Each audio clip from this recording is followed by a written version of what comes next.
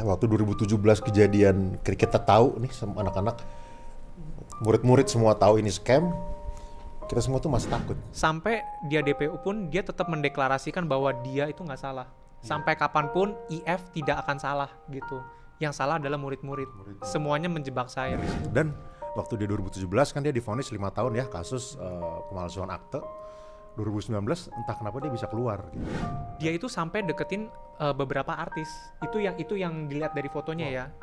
Waktu itu soalnya saya lihat fotonya dan juga captionnya juga. Waktu gue dilibatkan di JFN Tower itu sebagai tenaga green marketing officer, gue tuh ditantang supaya bokap gue jual rumah.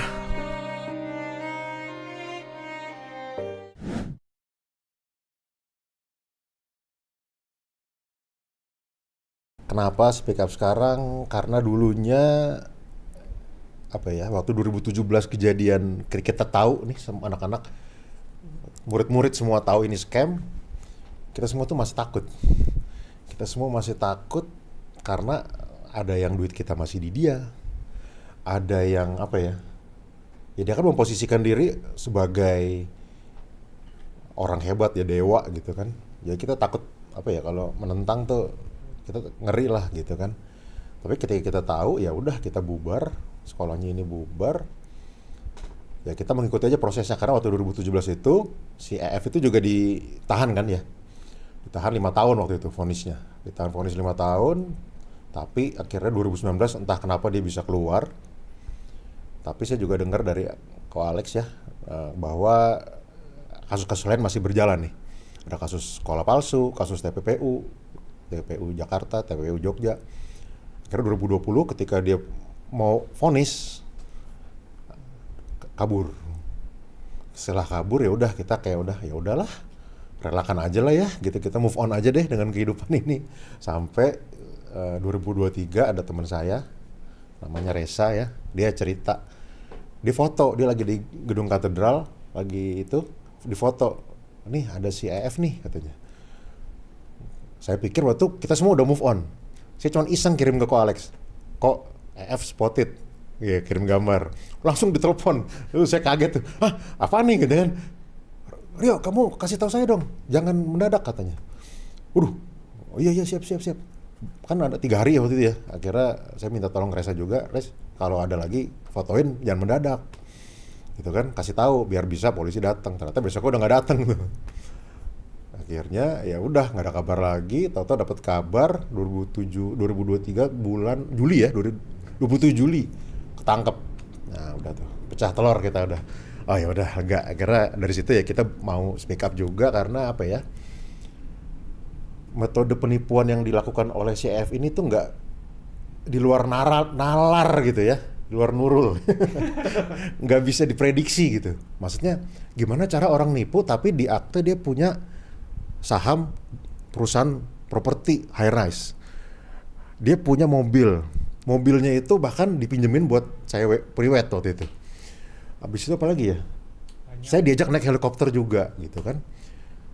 Kayaknya nggak mungkin deh orang bisa nipu bisa dengan semua fasilitas ini. Terus dia pede banget gitu. Pede banget seolah-olah emang dia yang punya gitu kan. Jadi orang kan terpengaruh kan ya. Ternyata ada loh cara penipuan seperti ini, yaitu yang membuat kita harus speak up juga, karena biar orang tahu ya bahwa mentor-mentor palsu itu banyak. Sekarang lagi banyak juga ya mentor palsu ya. Yeah. Udah zaman sosial media segini banyak mentor palsu. Punya yang terlalu flexing, yang berlebihan, yang nggak wajar tuh ya patut dipertanyakan sih. Tujuan kita nih bertiga mau speak up ya, teman-teman juga mungkin ada yang sebenarnya mau speak up tapi terhalang oleh ruang dan waktu juga. Jadi kita tuh pengen ngasih tahu ya sebenarnya bahwa penipuan itu bisa loh dengan cara seperti ini. Ada loh orang yang penipu kelasnya tuh seperti ini nih, kakap banget gitu. Dia bisa nipu tapi dia benar-benar punya gedung dan nama dia ada di akte gitu. Bisa punya mobil mewah banyak banget, Lamborghini, saya pernah naikin Lamborghini dia, Rolls Royce dia pernah, apa lagi ya, pernah Bentley, pernah juga gitu. Beneran dia yang punya gitu kan, dia yang minjemin, kuncinya di dia. Pernah diajak naik helikopter juga kan. Kalau orang awam kan gimana ya, kalau saya sebagai orang normal gitu ya, orang waras, kalau saya nipu pakai mobil orang, ngaku-ngaku mobil saya, kan pasti ada perasaan gimana ya gitu ya. Perasaan gimana sih? Apa sih, awkward gitu loh. Ini bukan punya gue, masih gue ngaku-ngaku, kan nggak enak gitu. Tapi ini nggak, ini pede banget gitu. Bisa gitu. Jadi kita tuh yang membuat kita percaya tuh karena itu. Oh bisa loh orang dengan cara ini sukses. Bisa mau ngajarin orang, berarti sebenarnya bisa nih cara ini. Itu yang membutakan mata kita. Ternyata ada loh metode penipuan cara ini. Ya kita mau edukasi masyarakat bahwa jangan terlalu percaya deh sama yang flexing yang berlebihan, yang nggak apa ya, nggak masuk akal lah gitu. Terlalu sukses terlalu cepet, atau dalam sekejap bisa punya ini, bisa punya ini. Bisnisnya mana gitu? Bisnisnya apa dia? Omsetnya berapa kan? Itu kan kita mau tahu kan? Kantornya di mana gitu? Ya itulah, kita harus edukasi masyarakat. Jadi itulah tujuan kita Speak Up ya. Seperti itu.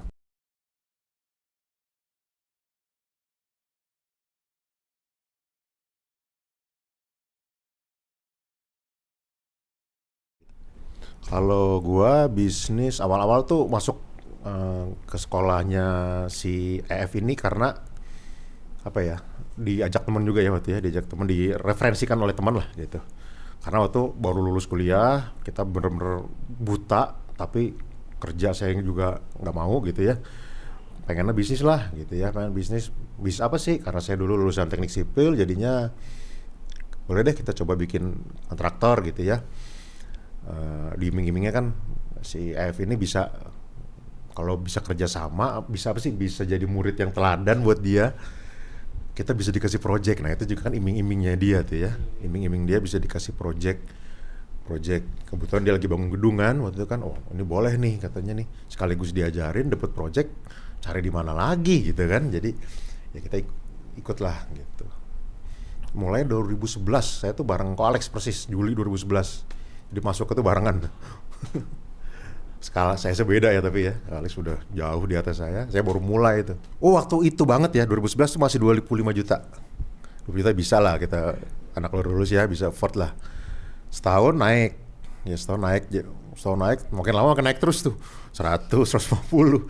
Terakhir pokoknya kalau nggak salah 350. Tapi pas saya karena annual gitu ya, jadi terakhir kayak 200 total kerugian ya. Kalau dari uang sekolah sih saya sebenarnya nggak terlalu anggap kerugian, karena ya dapat lah ya, kayak apa sih, event-event kayak kita pergi ke cruise gitu ya, kita pergi ke apa, cruise doang sih kalau saya ikut ya, kita pergi itu ikut ya, ada belajarnya beneran ada lah ya gitu ya, meskipun yang ya dia ngajarnya juga kadang ada banyak yang saya nggak aplikasikan juga gitu ya, tapi ada belajarnya beneran ada gitu ya. Itu saya nggak anggap kerugian gitu ya. Yang kerugian tuh paling besar tuh di ketika si EF ini nawarin project interior di gedungnya dia, apa FJN ya, FJN Tower. Jadi ada dikasih project awalnya satu lantai dengan iming-iming gini,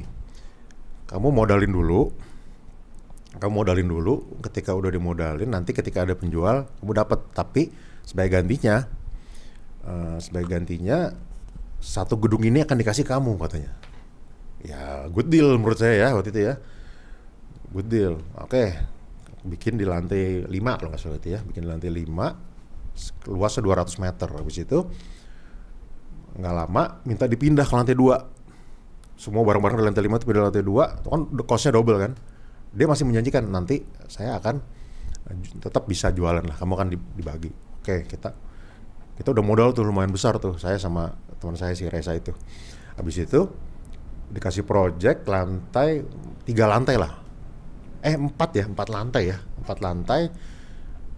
Salah satunya lantai kantornya Ko Alex, tapi yang dibayar cuman lantai Ko Alex doang tuh, lantai 11 dan 12. Lantai atasnya tuh ada kayak ballroom itu yang bayar langsung dari apa, RRK yang bayar langsung, jadi aman. Lantai 21, 22, 23 itu zong tuh, nggak dibayar sama sekali sama dia tuh, sampai ya sampai saya kira sebelum kebongkar ini semua baru ketahuan ternyata untuk lantai 12 itu pun dia bayarnya bukan pakai duit dia, bukan pakai duit perusahaan, tapi pakai duit perusahaannya murid yang lain. Dipanggillah saya ke Polda karena dianggap menerima pencucian uang. kerugiannya. Totalnya sih di project itu, terus sama ada juga dia ada jual ruko overprice juga yang dengan bodohnya saya terima gitu ya. Itu total 3M 4M lah. 3-4M ya, duitnya dapat dari ada pinjem bank juga, ada pinjam orang tua juga. Dan apa ya, kira ketika dia tidak bayar ya saya harus melunasi itu kan sendiri kan. Ya kalau bank sih nggak mau tahu ya, harus bayar. Kalau orang tua ya saya cuma bisa nangis-nangis saja gitu ya. Tapi kira orang tua saya sih ya udahlah, yang penting kamu udah keluar dari sini, udah syukur gitu. Jadi kalau saya itu berbeda mungkin saya kalau Kaspito sama Rio ya. Kalau dan kalau Alex itu kan masuknya kan X-Pro. Kalau saya tuh masuknya ke kelas general lah. Kita ngomongnya kelas general. Jadi dari saya bahasa sisi general ya.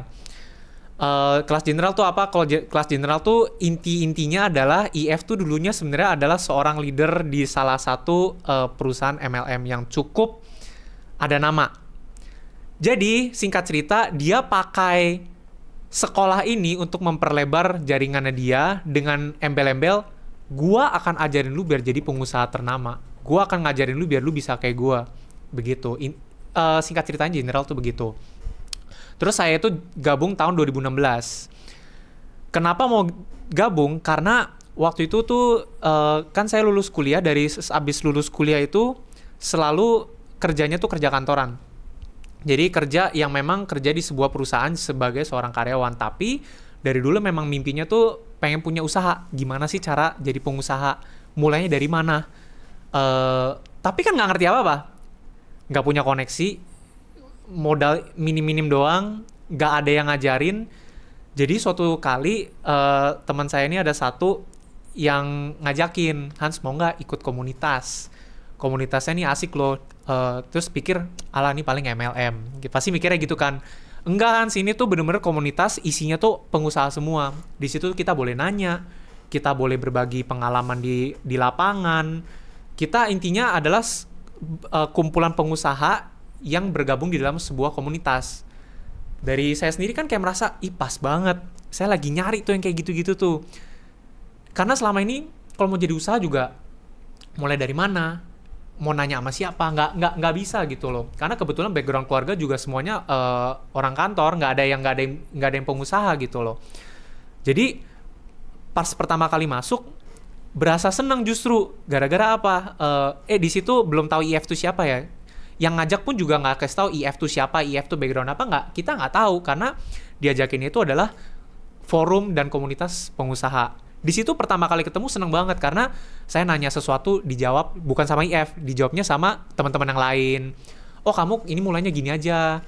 Dan waktu itu aja saya nggak tahu mau mulai usaha tuh usaha apa yang cocok sama saya tuh nggak tahu. Jadi mereka bisa kasih tuntunan gitu loh. Cuman dari ikut komunitas. Saya dalam hati sebagai orang awam yang nggak pernah buka usaha kan merasa gila ini tempat buat kita belajar banget.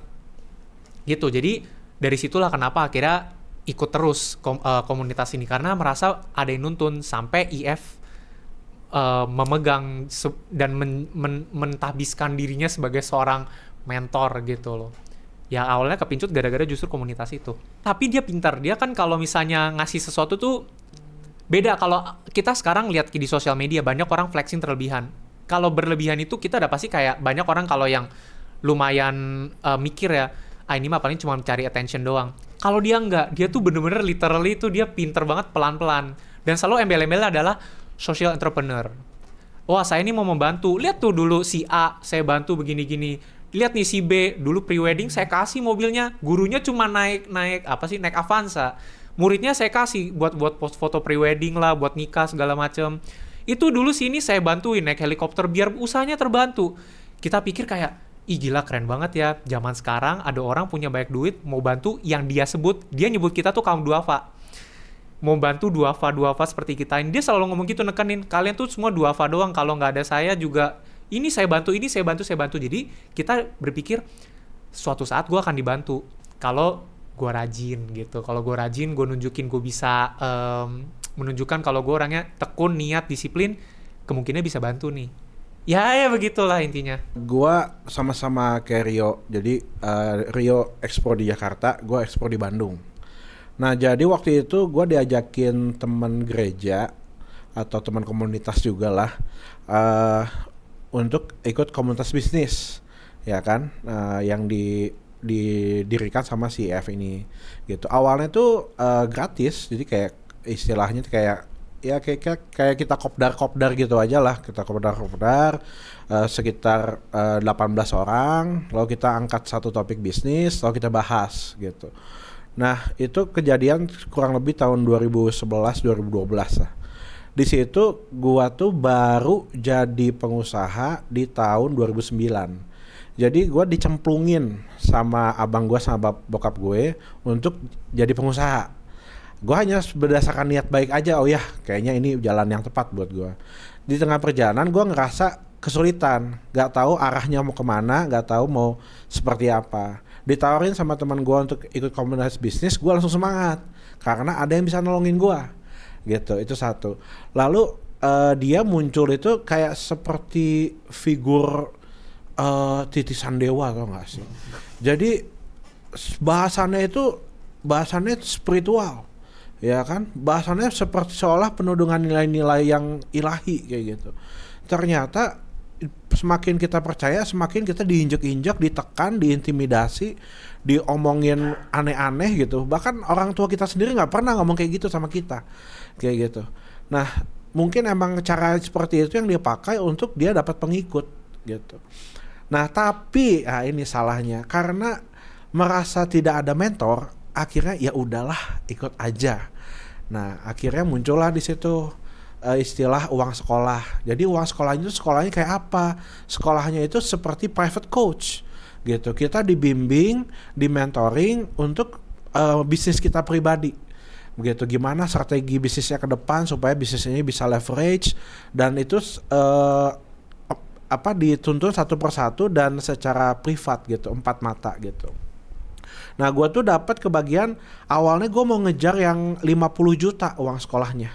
Nah, tapi gue kesalip sama teman gue, ya kan, dia masukin luar 50 juta, giliran gue mau masukin naik harganya jadi 75 gitu. Itu juga jadi dilematis yang lumayan fenomenal ya. Semua orang berkejar-kejaran untuk bisa daftar, ya kan, entah duitnya dapat dari mana, pokoknya mau ikut gitu. Jadi kayak apa, emang kayak ada kita kayak dihipnotis gitu sama dia, kayak ada efek magicnya gitu. Gue nggak ngerti sih, tapi gue pelajari katanya secara psikologis tuh ada orang yang memang bisa mempengaruhi pikiran kita dari bagaimana dia berpublic speaking kayak gitu. Nah, gue tuh ngumpulin duit awalnya 50, naik 1,5 kali lipat jadi 25 gitu. Sedangkan waktu itu gue baru bisnis sekitar 3 tahun, baru merintis, dan bisnisnya juga bisnis nggak juga langsung besar kayak gitu. Akhirnya gue pinjam sana pinjam sini, sisa gue pinjam 50 juta, sisanya 25 gue ambil dari profit keuntungan gue di perusahaan gitu. Akhirnya gue daftar. Nah, itu perjalanan tuh gue akhirnya daftar itu dari sejak awal mulai itu ada sekitar 2-3 tahun lah. Jadi gue nunggu antrian, bayangin ya, di sekolah tuh sampai orang ngantri pengen dimentorin sama dia gitu. Sambil ngantri harga semakin naik, pusing lah kita kan, kayak apa ikutannya gitu. Kita merasa butuh, tapi kita itu terdorong untuk sesuatu yang sebenarnya belum jelas gitu, karena kita sebenarnya nggak tahu juga itu isinya apa gitu. Nah, ini yang maksudnya yang gue pelajarin untuk dari diri gue sendiri ya, gue evaluasi bahwa jangan pernah percaya atau terlalu mudah percaya sama orang luar, sekalipun orang tua kita tidak terlalu cocok atau menyenangkan untuk kita gitu.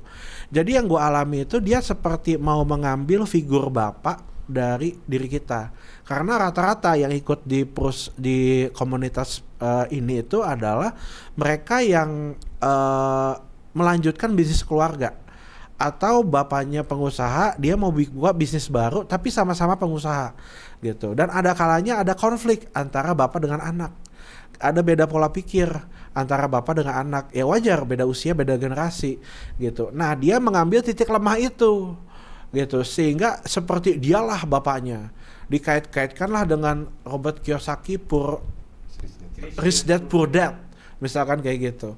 Nah itu kan apalagi waktu itu kita usia tuh rata-rata baru lulus S1, baru lulus sarjana, lagi bener berusaha mencari jati diri kan. Wah, gue udah selesai nih kuliah dan gue pengen jadi pebisnis, tapi ternyata apa yang kita pelajari di universitas nggak sesuai dengan apa yang dibutuhkan di masyarakat gitu dalam konteks bisnis. Jadi waktu itu gue ngejar harga sekolah 50 juta. Ternyata slotnya habis. Jadi ada kuotanya gitu loh. 5 orang 50 juta, 5 orang berikutnya 75 juta. Nanti itu per 6 bulan sekali naik terus sampai terakhir gue denger sampai 300 juta. Bahkan 350 juta gitu. Jadi gue tuh nggak langsung sekolah waktu itu. Gue bayar 75, udah itu gue nunggu 2 tahun. Sampai gue ikutan dulu acara liburannya. Waktu itu liburan pilgrim ke Israel, Mesir, Yordania, Palestina. Jadi waktu di pilgrim itu dia melibatkan abangnya yang adalah pendeta gitu. Jadi istilahnya dititipin gitu. Nah dia ya ikut mendampingi aja gitu, karena dia mungkin merasa itu bukan ranahnya dia gitu. Hanya memang setiap kali kita makan siang, setiap kali kita ada acara break gitu, dia berusaha membangun topik-topik bisnis lah di situ kayak gitu, termasuk untuk menjalin kedekatan relasi antara mentor dengan muridnya. Tapi memang isu-isunya itu dia selalu mengkait-kaitkan dengan agama. Ibarat dia tuh kayak Yesus yang datang ke bumi gitu ibaratnya gitu. Dan kami ini adalah murid-muridnya yang terhilang, yang adalah kaum-kaum rakyat jelata yang mau diangkat derajatnya sama dia. Nah jadi memang apa sih alasannya ikut tuh karena memang siapa yang nggak mau ya diangkat derajatnya. Siapa yang nggak mau awalnya bisnisnya UMKM udah itu menjadi bisnis besar. Siapa yang nggak mau? Semua pasti mau gitu. Dan dengan iming-iming wisata tiap bulannya kayak gitu, tiap tahunnya ada wisatanya, ada cruise, ada ikut ke Sepang ya, udah itu ada ke Israel kayak gitu. Ditambah dia flexing juga di sana, dia beli berlian kayak gitu, dia nunjukin kalau dia punya duit gitu.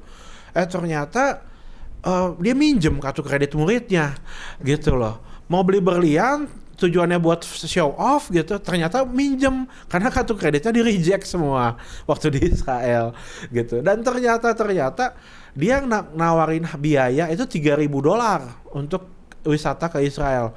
Pas kita ngobrol sama travel agency-nya, hanya sekitar 1.500 sampai 1.900 dolar gitu. Jadi emang harganya dibesar-besarkan sama dia dan segala macamnya gitu. Ya kalau dibilang tadi kok udah sarjana bisa sih ketipu kayak gitu, ya kan? Ya mungkin memang nggak semua kita berwaspada ya dengan serigala berbulu domba gitu.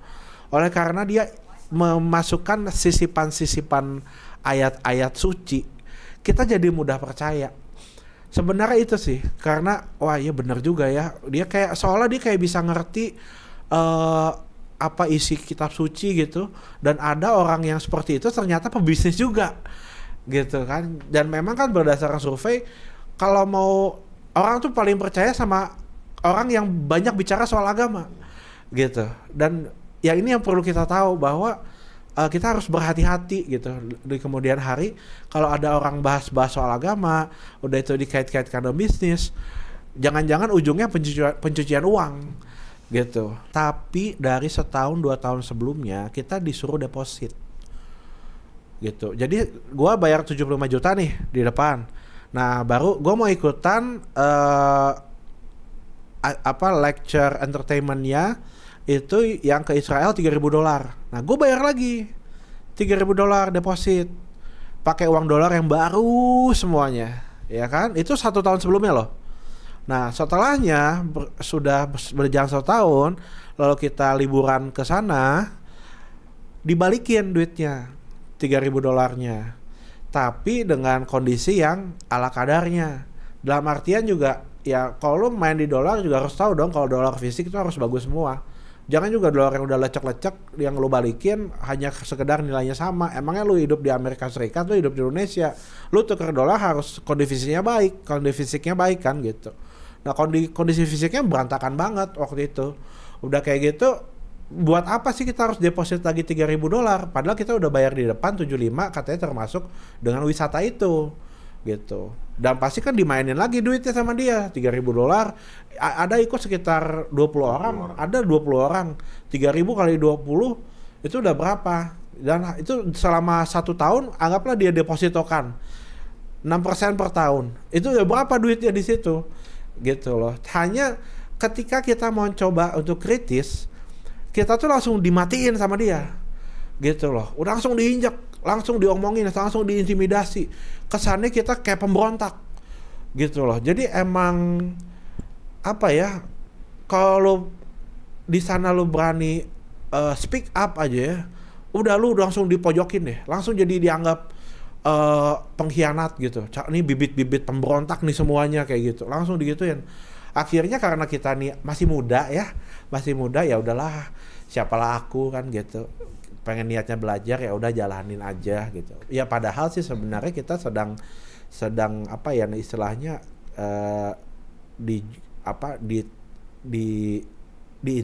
ditindas sama dia gitu.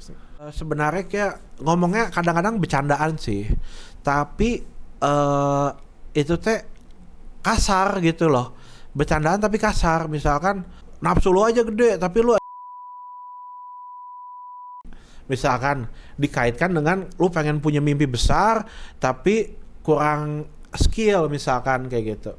Ya ibaratnya kan nggak semua juga ya omongan kasar itu bisa diterima secara umum ya gitu. Walaupun terlepas bisa aja orang-orang tertentu dengan omongan kasar dia lebih tough, bisa seperti itu. Tapi kan nggak bisa digeneralisasikan gitu. Dan salah satunya omongan-omongan kasar seperti itu yang apa sebenarnya udah menjadi red flag lah istilahnya ya. Kalau sekarang tuh udah red flag nih, orang nih toxic nih sebenarnya kayak gitu sih. Nah belum lagi waktu itu gue tuh ikut juga kelas Green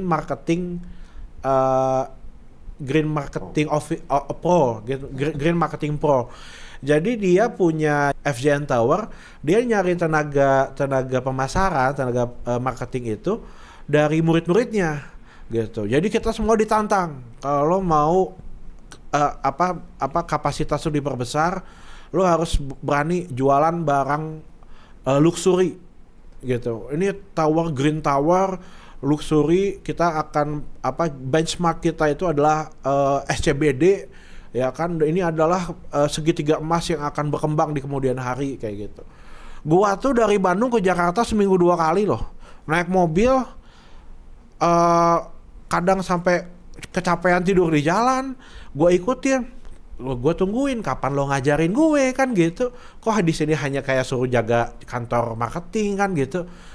Mana sih ilmunya kok nggak keluar juga gitu. Ternyata kita hanya dimanfaatkan aja sebagai tenaga gratis, yang mana kalau orang lain developer lain dia cari tenaga marketing agent, itu kan dia harus ngasih tunjangan harian, ngasih gaji pokok, ngasih apa di awal kan gitu, di luar dari komisinya gitu. Kok ini nol, pengeluaran dia nol.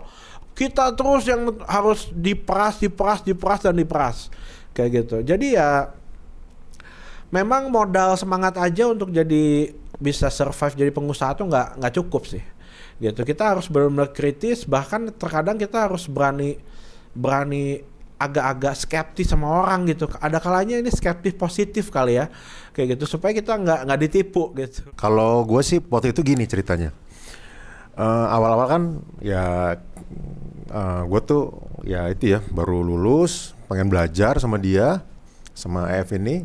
Gue termasuk orang yang lumayan rajin lah di awal, berguru sama dia gitu, datang terus. Habis itu juga di sebuah kegiatan bisa bantu jualin office tower dia juga. Ya, awal-awal tuh diglorifikasi lah, dipuji-puji, dibahas-bahas gitu ya. Sampai suatu ketika tuh udah mendekati akhir dari permainannya si EF ini. Dia tuh gue melihatnya dia mainnya tuh kurang cantik. Mainnya tuh udah kasar karena kelihatan banget butuh duit. dia lagi banyak kasusnya lagi banyak sekali. Tiba-tiba dia tuh menawarkan gini, yuk mau nggak? Waktu kasus sekolahnya ya, kasus sekolah itu lagi dituntut. 2 orang yang tuntut, si A sama si B misalnya. Yuk si A tuh nuntut gua nih, si B kayaknya nuntut lu nih. Dia bilang gitu. Lu mau nggak kita bikin, kita kerjasama, lu setor duit, nanti kita bisa untung dari sini. Di otak gue nggak logis, mana ada project pengadilan gitu kan. Kita setor modal untuk berkasus, terus untung itu dari mana gitu. Nggak mau. Sampai terakhir juga dia sempat nawarin, mau nggak beli saham projectnya yang udah mau kolaps lah. Perusahaan dia udah mau kolaps, suruh beli saham. Gue nggak mau juga gitu kan. Ngapain gitu kan, udah mau kolaps suruh beli saham. Nah dari sejak itu, waduh, di acara apa ya, bincang bisnis yang di Starbucks itu, gue dihabisin tuh, dibantai habis. Nggak percaya mentor, nanti apa ya gitulah. Nggak percaya, udah nggak percaya nih, udah nggak ada trust lagi sama mentor. Padahal di satu sisi kita juga kan sebagai orang ya pusing juga ya, aduh, udah ngomongin gini terus. Kita udah bantuin dia sih, udah presentasi gitu ya, gimana caranya kita presentasi, jelasin ke orang tentang program dia. Atau begitu ada dia, kita dimaki-maki gitu, dia dihabisin gitu, apa sih karakternya karakternya dihancurin gitu kan. Tapi di satu sisi duit gue masih nyangkut di proyek dia. Jadi waktu itu sempat ada tuntutan dari 2 murid, sebut namanya Victor dan Erwin. Jadi Victor tuh kebetulan teman juga di situ, kalau Erwin tuh kebetulan teman SMA saya. Jadi ada tuntutan, si EF bilang, Erwin mau nuntut gua nih. Jadi lu mesti tuntut balik. Dan beberapa kali juga saya dipanggil ke Polres Jakarta Selatan. Bahas itu kan laporannya di Jakarta Selatan kan. Penyidik juga udah mulai keras tuh. Bapak kan, kamu kan yang nuntut, yang ngajak-ngajakin orang nih untuk ini. Ya kita kan ngajakin orang kan dalam artian, ya ada bincang bisnis bagus gitu ya, kita senang, kita pengen ngumpul sama teman-teman lama, reconnect dengan teman-teman lama, why not gitu kan, orang nggak dapat duit juga dari si EF-nya. Tapi ternyata si EF tuh mengarahkan bahwa yang salah nih Rio nih, karena Rio yang ngajakin, dia pengen nuntut, dia pengen buang badan gitu, dia pengen buang badan ke saya gitu. Jadi akhirnya waktu itu ketika udah mulai ada kasus itu saya masih setengah sadar lah ya, udah mulai sadar dikit tapi masih denial karena takut duit saya hilang kan, masih denial. Yang 3M itu udah masih denial lah, takut hilang juga. Di satu sisi udah mulai kok aneh juga ya gitu ya. Ya termasuk tadi salah satunya ya mau nggak kamu masukin duit nanti bisa untung. Menurut saya itu nggak logis gitu, nggak ada tuh, nggak masuk akal gitu kan. Tapi ketika tahu itu ya sekolahnya saya pikir ya udahlah, mungkin ada orang nggak suka aja kali sama EF, dituntut, ya udahlah. Tapi hebatnya EF tuh bisa membuat orang yang di dalam, yang masih di dalam itu musuhin yang di luar. Itu bisa dia, namanya politik divide et impera. Jago tuh dia, itu jago sekali. Jadi orang yang di dalam itu dikasih tahu bahwa yang di luar tuh, dia pakai ayat lagi ya. Orang yang memulai dengan roh mengakhiri dengan daging. Nah, itu kata-kata dia tuh. Selalu itu. Jadi udah daging tuh orang tuh, jangan deketin. Ya, kita juga jadi segan untuk mendekati kan. Orang yang di luar segan juga deketin kita. Karena mikirnya, wah nanti dimusuhin atau apa, ya udahlah. Kita jalanin hidup sendiri masing-masing aja lah gitu kan.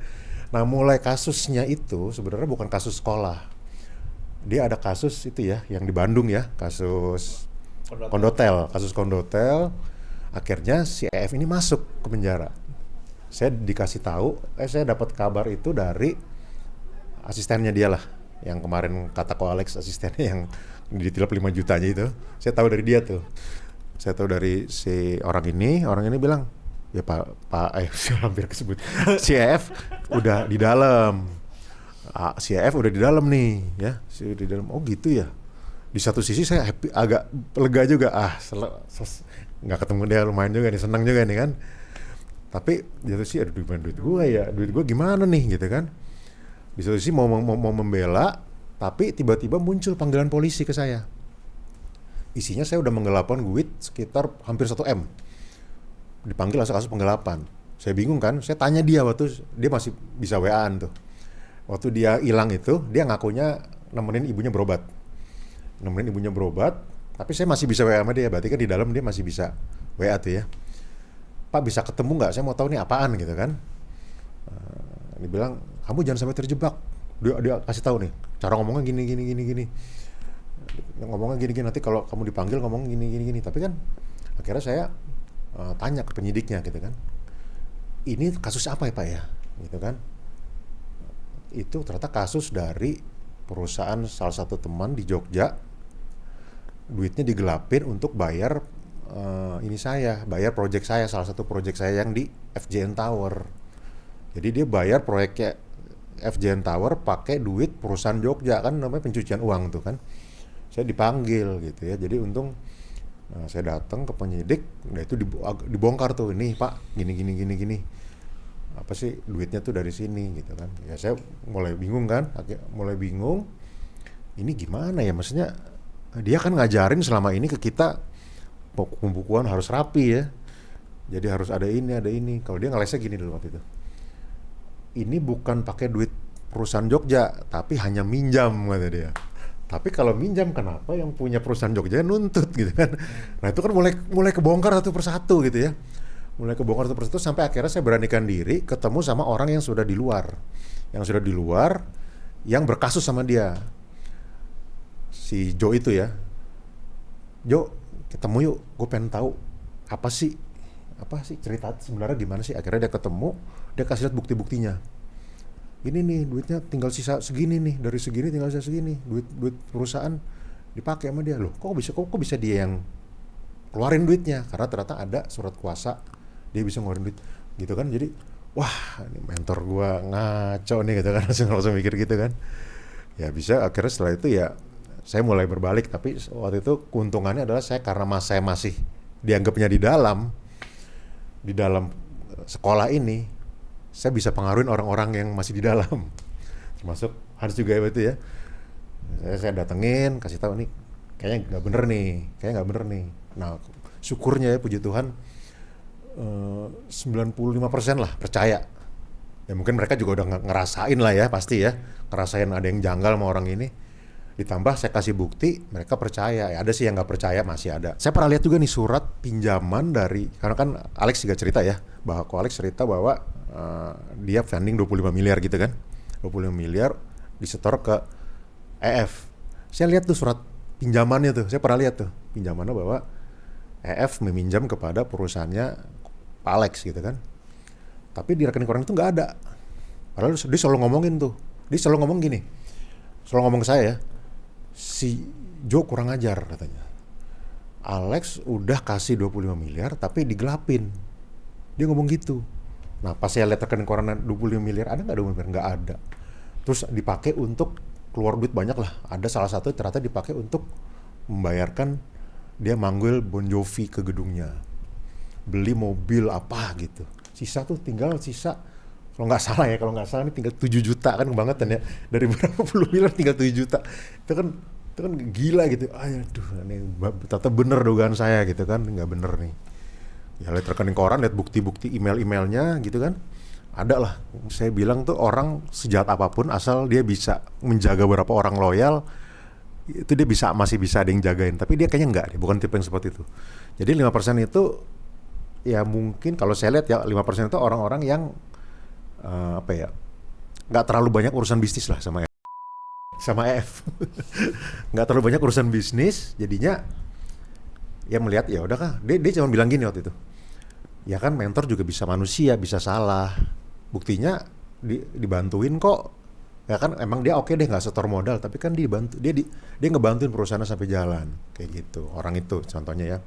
Tapi ketika akhirnya kebuka, orang itu kontak saya, yo bisa ketemu nggak? Dia ajak ketemu, iya nih salah gue.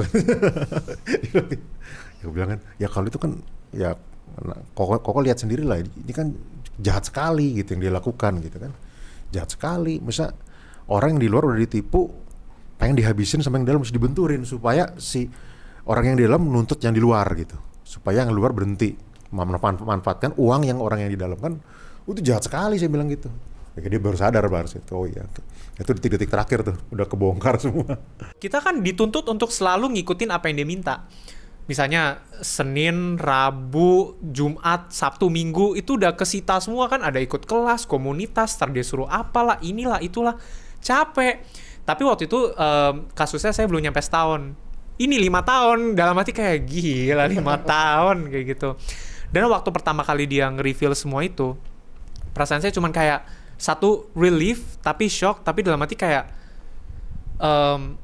untung semua ini berakhir gitu. Karena singkat cerita sebetulnya karena udah anggapannya mentok di kelasnya saya general, jujur waktu itu udah pengen naik kelas. Jadi anggapnya waktu itu udah wacana juga sama pasangan, mantan pacar sekarang jadi istri, kayak udah ngomong gitu, apa kita ke Expro aja ya, kita pinjem duit ke saudara sana sini, minjem 350 juta plus modal buat usahanya lagi, biar bisa bangun usaha yang kita mau. Karena males setiap hari harus jualan retailnya itu, harus kemana-mana ya. Jadi shock, relief, dan dari sisi kerugian kembali lagi nggak sebanyak yang lainnya, tapi inget banget pertama kali pas tahu harus ngabisin stok yang udah dia suruh beli. Dia kan waktu itu suruh beli 30 jutaan. Dan barang-barang yang dijual tuh bukan barang yang sejuta 2 juta, jadi cuman sedikit. Ini tuh barang-barangnya sekitar 100 ribu, 50 ribu. Jadi inget banget waktu itu harus buka kamar yang udah jadi gudang. Begitu buka kamar, isinya masih numpuk sampai atas. Terus bukan dari satu sisi doang segini nih. Jadi anggapannya kita kalau ngelihat kayak Simba gitu, lihat satu negara di Afrika nih, nggak nih ngeliat barang retail semua, jadi udah numpuk sampai ke langit-langit. Udah gimana habisnya ya gitu. Tapi itu semua kita jalanin dalam hati. Akhirnya saya sama istri saya yang dulu masih pacar, bener-bener kita sampai, ini kan konteksnya udah nggak ada komunitas ya. Jadi kita bener-bener cara ngabisin barangnya tuh bener-bener sampai, dan waktu itu online belum segede sekarang. Online tuh udah mulai naik tapi belum yang kayak sekarang. Jadi kita literally pakai cara yaitu keliling, kita jadi bener door to door. Dan waktu itu nggak ada mobil, jadi kerjaannya tiap hari sama istri bawa koper, isi kopernya tuh barang-barang retail yang tadi kita tumpuk, kita keliling, kita cari ruko, kita cari perukoan. Jadi perkantoran kita datang, kita ketok, boleh nggak saya presentasi, saya kasih sampel, mau nggak pesen. Dari yang akhirnya satu kamar penuh, akhirnya puji Tuhan habis. Istri saya tuh setiap kali ada acara komunitas itu pasti ikut.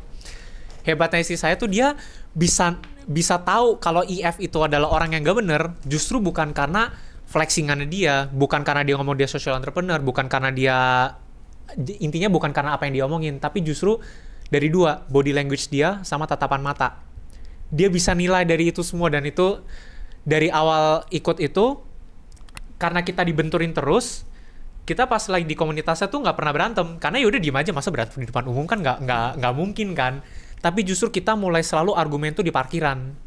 Dan waktu itu tuh kita nggak punya mobil, jadi kita tuh naik motor. Jadi parkiran udah di depan motor, argumen orang lain bisa denger kayak gitu loh. Tapi sengaja bukan teman-teman yang di komunitas gitu. Ya sudah, argumen. Dan saya selalu janji sama dia bahwa akhirnya titik tengahnya adalah aku akan dengerin apa yang si IF ngomongin, tapi yang memang positif buat aku dan yang kamu bisa terima. Jadi contoh dia ngajarin sesuatu tentang bisnis, itu aku ikutin. Kalau dia ngomongin sesuatu yang tentang pengembangannya aku pribadi, aku ikutin. Tapi kalau dia ada ngomongnya aneh-aneh soal suruh jauhin pasangan lah, suruh harus ngelakuin apa yang untuk membesarkan diri dia, itu aku nggak ikutin. Karena aku bersyukurnya bahwa istri aku dulu masih pacar, itu selalu nge-support dari belakang gitu. Itu bagus ya, karena apa? Istri saya juga banyak banget nggak setuju sama IF, karena IF itu selalu objectified perempuan. Ya kan kita juga tahu ya, cara dia kalau ngomongin perempuan itu selalu objectify. Dia pernah ngomong sesuatu begini. Contoh waktu itu dia mau ada acara, terus ngundang satu penyanyi. Dia pernah bilang begini, loh kan saya udah bayar dia. Kalau saya udah bayar dia untuk ikut acara saya, berarti boleh saya apa-apain dong bebas. Kan anggapannya saya sudah bayar lunas. Itu istri saya denger itu langsung kayak, gila ini orang nggak bener. Itu mungkin dia keceplosan, karena selama ini dia kan jaga image dan wibawa. Di saat ngomong itu, mulai dia istri saya malah makin kuat bahwa dari tatapan mata dia, body language dia, tapi di hati kecilnya dia begini, kayaknya cuman aku yang ngerasa bahwa dia tuh orang yang nggak bener, cuman aku yang merasa bahwa dia tuh false prophet. Kenapa semua orang ngikutin dia, termasuk kamu? Kenapa kamu tuh nurut banget sih sama dia? Jadi aku yang selalu ngalah karena aku pikir aku yang aneh di antara 10-20 orang yang ngikutin dia. Jadi selalu dia diem. Tapi ya itu berantemnya di parkiran motor, udah kayak gitu aja. Jadi akhirnya kita ketemu titik tengahnya bahwa aku nurutin kamu tapi aku tetap dengerin dia yang berguna buat aku dan berguna buat kamu juga. Jadi ya lebih ke situ, benturinnya di situ.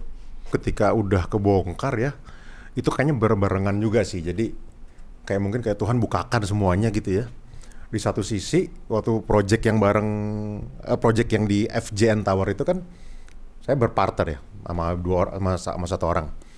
Ketika itu orang itu nuntut saya juga karena minta duitnya dibalikin. Tapi kan di satu sisi kita belum dibayar nih, gimana caranya? Tapi dia udah nuntut.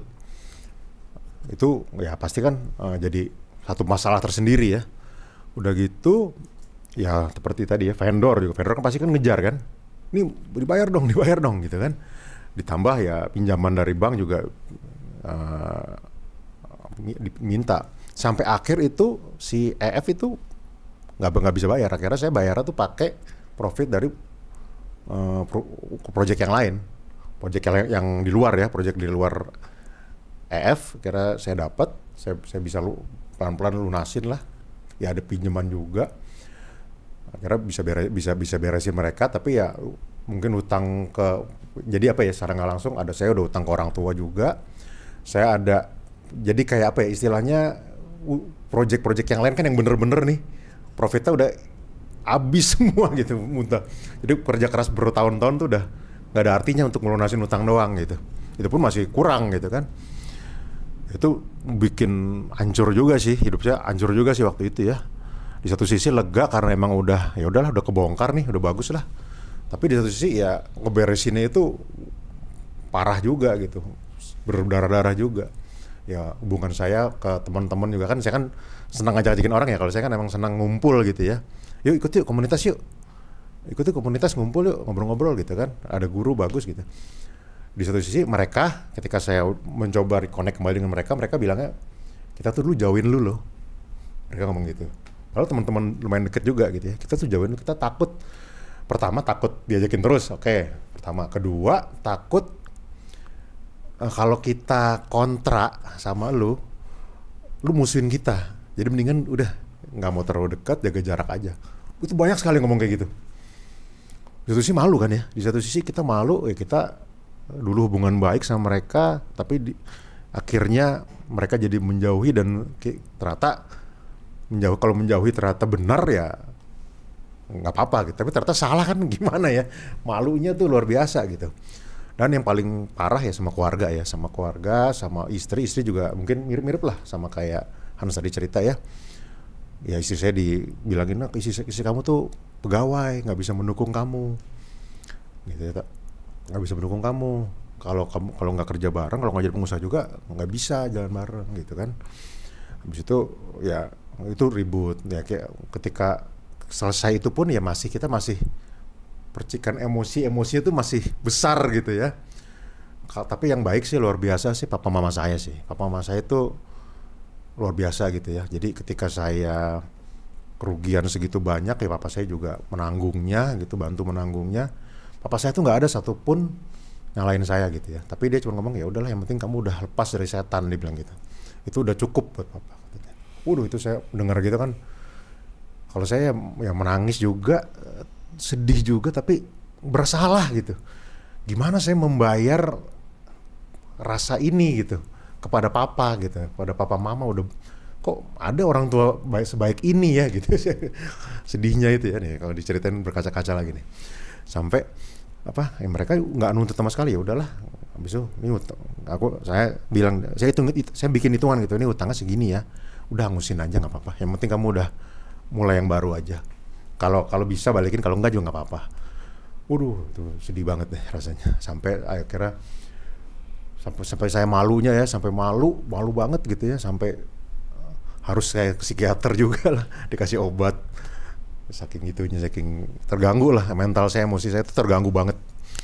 Sampai mesti minum konsumsi obat yang main banyak gitu ya. Beratnya pertama karena ini. Karena dulu tuh gue menentang semua orang untuk memutuskan percaya sama dia. Yang nentang banyak, keluarga nentang, teman juga ada yang nentang. Si ini udah banyak yang bilang ini nggak benar, tapi saya memutuskan percaya. Sampai akhirnya ternyata ini scam gitu, ketahuan ini nggak benar gitu. Itu kan berat pasti kan. Aduh, ngomong apa nih ke semua orang ini gitu kan. Kita mesti ngomong apa nih, ternyata malunya luar biasa. Ditambah selama ini saya tuh dijebak sama dia. Sama F itu dijebak. Jadi ketika kita bikin broadcast ya, pengumuman untuk ngundang peserta nih, ada event nih, misalnya ada perkumpulan nih komunitas, itu ya, dipakai nama saya. Udah gitu ketika ada event namanya kuliah seminar gitu ya, general lecture, saya maju, direkam tuh sama dia, diabadikan di foto-foto.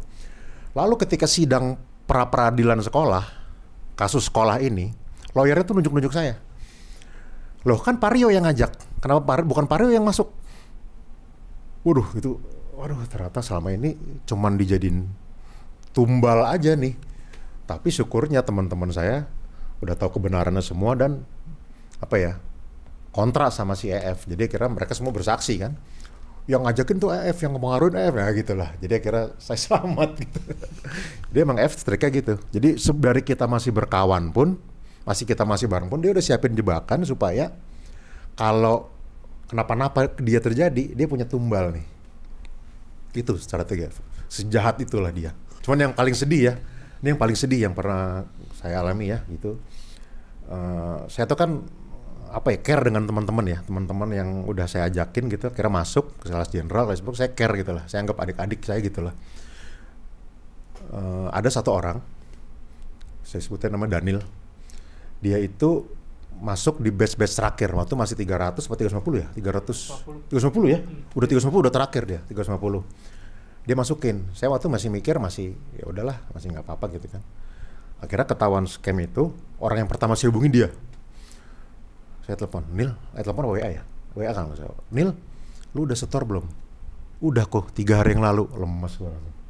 Aduh, ngomong apa nih gue ke dia gitu ya. Karena pas diomongin ya dia menerima, tapi isi hatinya kita nggak tahu ya. Mungkin ya pasti sakit banget gitu ya. Tapi syukurnya ya banyak orang lain yang mau masuk jadi nggak jadi setelah itu gitu. Tapi ya untuk khusus orang ini saya kasihan banget gitu. Sedih banget, hilang 350 di usianya dia waktu itu masih 22 tahun. Dia mesti ngomong apa ke orang tuanya gitu kan. Waduh kasihan sih gitu. Cuman orangnya udah bisa move on sih sekarang, udah punya usaha sendiri juga, bagus lah. Kapan-kapan bisa kita ajak kalau dia mau.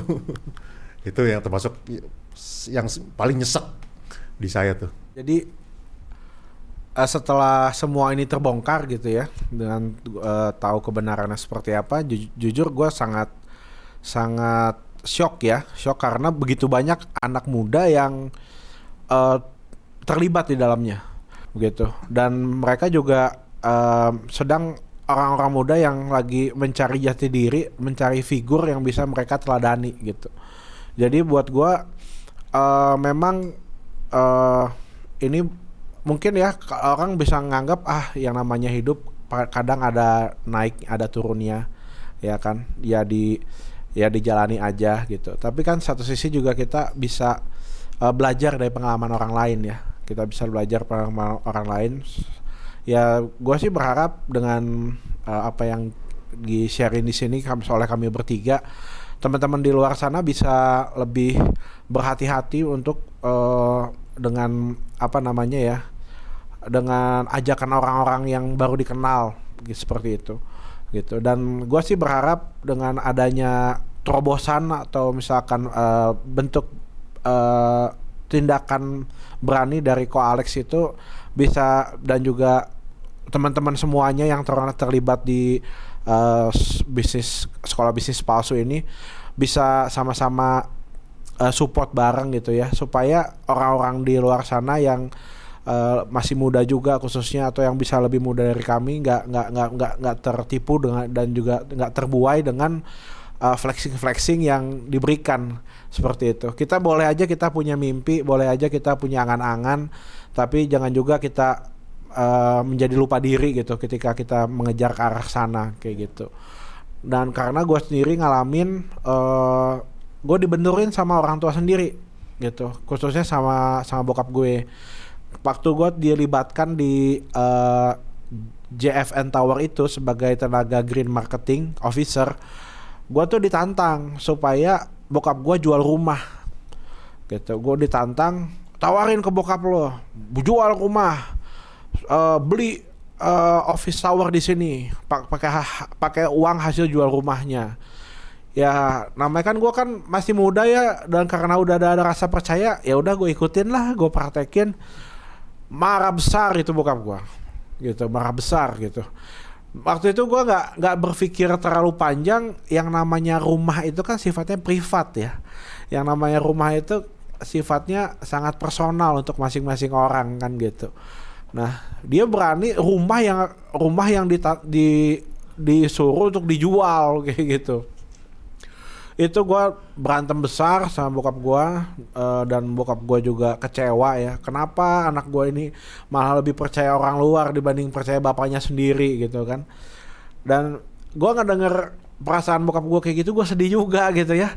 Gue lahir dari orang tua gitu kan, tapi gue bertengkar dengan orang tua sendiri hanya oleh karena ambisi pengen jadi kaya gitu, pengen jadi lebih kaya kayak gitu. Jadi bukannya salah, keinginan itu nggak salah gitu, tapi kita juga baiklah bijaksana ya, jangan sampai itu mengorbankan orang-orang yang sayang sama kita dan orang-orang yang kita sayang. Jadi modus operandinya si EF ini memang ngebenturin dengan orang-orang tersayang. Ya kayak contoh dia bikin kelas hari Minggu, kenapa sih? Supaya kita nggak bisa ngumpul, nggak bisa ngumpul sama orang-orang keluarga untuk ibadah. Ada tuh kayak gitu. Dan dia selalu ngomong gini nih, dia pakai ayat ini ya. Ada ayat ini, ayat di kitab suci mengatakan gini, aku datang untuk membuat perpecahan antara ayah dan anak, pertua dan menantu. Itu ada, itu dia pakai terus. Jadi dia menganggap dia tuh utusan Tuhan. Jadi emang harus begitu katanya, ayah dan anak tuh harus bertengkar. Jadi itu bikin kita percaya tuh. Terus ayatnya tuh kayak gitu. Oke, jadi ya mungkin dari kita segini aja ya. Ya buat teman-teman di luar, mentor palsu ini lagi banyak. Saya kasih tau aja ya. Yang EF ini hanya satu dari sekian banyak. Lagi banyak sekali. Saya tahu ada banyak mentor-mentor palsu. Yang flexing, yang masih muda udah punya helikopter, ya, punya mobil mewah. Tapi bisnisnya nggak logis gitu. Bisnisnya nggak logis, dia bisa dapat uang dari sini bisa kerjasama sama pejabat ini. Itu menurut saya nggak logis gitu. Jadi sebelum Anda bisa percaya sama seseorang atau yang seperti itu, ya harus lihat track recordnya juga ya, lihat rekam jejaknya, kalau perlu lihat datanya juga. Ini orang siapa sih, perusahaannya seperti apa sih?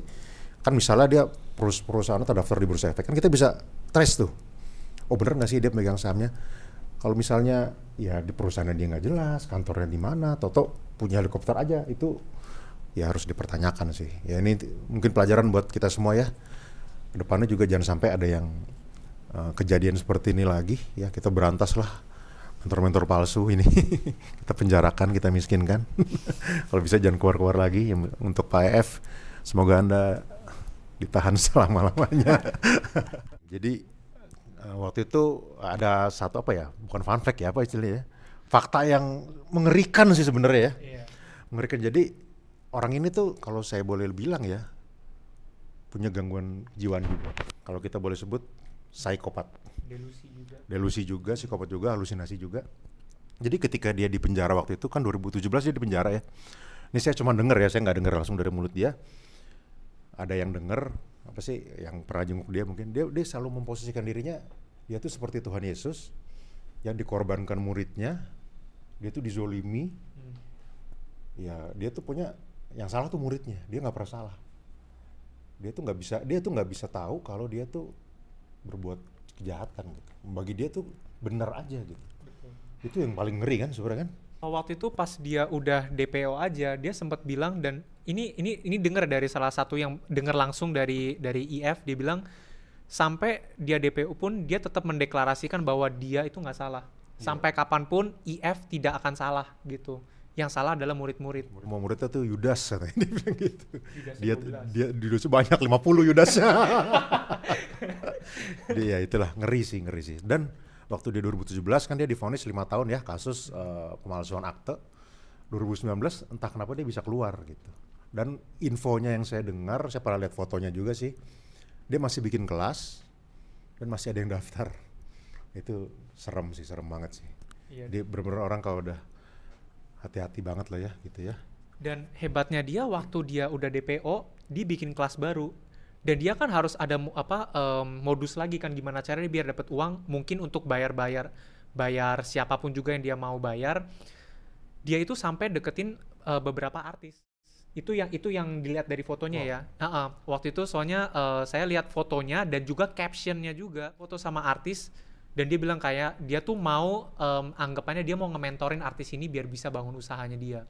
Tapi kita yang udah ngerti udah langsung, waduh ini udah pasti udah modusnya dia lagi yang baru, mana ada dia mau nge-mentorin seseorang. Dia tahu ini artis punya nama, punya uang, apalagi punya influence kan.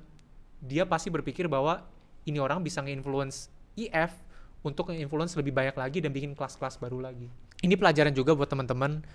Jangan sampai tuh kita terbutakan sama sesuatu. Kadang-kadang tuh kita melihat seseorang tuh sebagai seorang figur yang kita anggap, oh dia adalah seorang yang aku anggap banget, seseorang yang sudah benar-benar punya anggapannya, punya hal yang lebih yang kita cari selama ini. Tapi kadang-kadang itu yang menjadi bahaya buat kita karena kita terbutakan sama hal itu. Jadi saran dari kita semua ini ya teman-teman, bahwa kita tuh kadang-kadang harus hati-hati, lebih hati-hati lagi.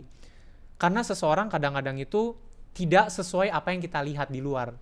Karena orang menunjukkan sesuatu dan membuat kita jadi percaya banget sama dia, tapi ternyata dia punya maksud yang amat sangat jahat di balik itu. Bukan berarti kita nggak boleh percaya sama semua orang, tapi harusnya kita tuh dengerin lebih hati-hati lah, sebenarnya lebih hati-hati ya intinya ya. Lebih logis lah. Lebih logis dan jangan terlalu ekstrim untuk mempercayai 100 orang 100%. Ya, saya mau bahas seseorang di mana saat IF sudah terbukti salah dan anggapannya kayak tadi ya, Rio udah bilang 95 dari mantan muridnya itu udah bilang dan sudah lihat buktinya dan sudah bilang bahwa IF salah. Ada satu orang ini tetap membela si IF dan bilang IF itu nggak salah, IF adalah guru yang baik.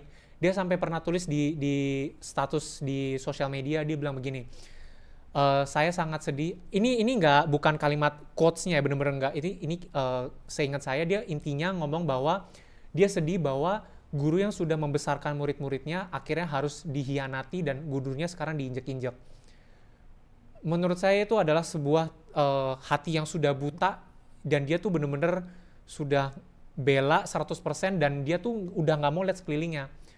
Jadi alangkah baiknya juga kadang kalau misalnya itu kita bisa koreksi diri, kita bisa introspeksi diri, apa bener aku yang salah, apa orang lain yang bener gitu. Jadi maksudnya jangan terlalu membabi buta akan sesuatu gitu.